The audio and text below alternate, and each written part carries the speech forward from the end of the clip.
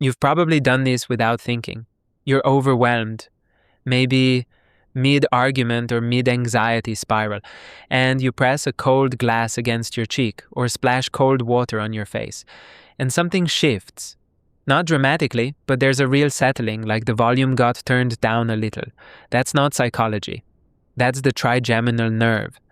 The trigeminal is the fifth cranial nerve, CNV, and it's the largest sensory nerve in your entire head. It covers almost all the sensation in your face, your forehead, your cheeks, your jaw, the inside of your mouth, your sinuses, your teeth. When anything touches your face, temperature, pressure, texture, the trigeminal is the nerve carrying that information to your brainstem. And your brainstem pays attention to what the trigeminal says in a way that's almost immediate. It has 3 branches, which is where the name trigeminal comes from, tri meaning 3. The first branch, V1, runs to your forehead and scalp.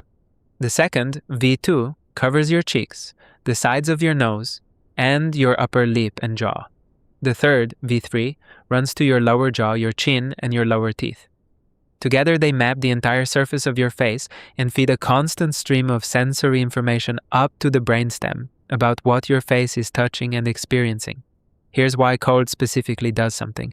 The trigeminal connects to a reflex that's ancient, called the mammalian diving reflex. When the trigeminal detects cold on the face, especially around the forehead and cheeks, it sends a signal that triggers a cascade.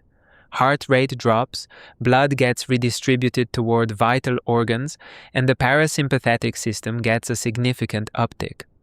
This reflex evolved in diving mammals, seals, otters, dolphins, to allow them to slow their metabolism underwater and conserve oxygen. We share the basic wiring. Cold water on your face doesn't take you underwater, but it does activate the reflex. And the reflex drops your heart rate measurably in about 30 to 60 seconds. That's why the cold compress isn't just soothing. It's physiologically active. The trigeminal is the messenger, and the message it's sending says water, cold, face, begin the diving sequence. But cold isn't the only thing the trigeminal responds to. Light pressure on the V1 branch, the forehead area, can activate a similar parasympathetic response. Temperature changes of any kind across the cheek surface shift the nerve's signaling.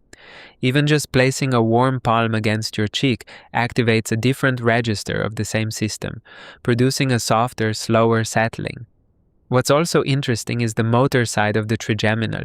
The V3 branch isn't just sensory, it also runs the muscles of chewing, which means the trigeminal has a direct line into jaw tension.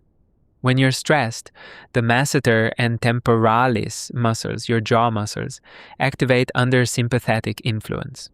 The tension feeds back through the trigeminal into the brainstem as additional threat signal. Jaw clenching and nervous system activation form a feedback loop. The trigeminal is in the middle of it. Here's what to do right now.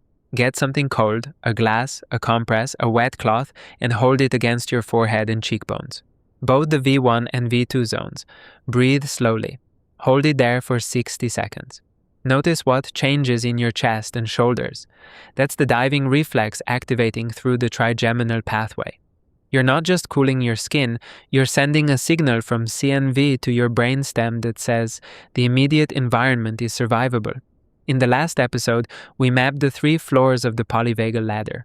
The trigeminal cold pathway is one of the most reliable tools for climbing from the middle floor, the sympathetic activated state, back toward ventral. It's fast, accessible, and requires nothing except cold and 60 seconds.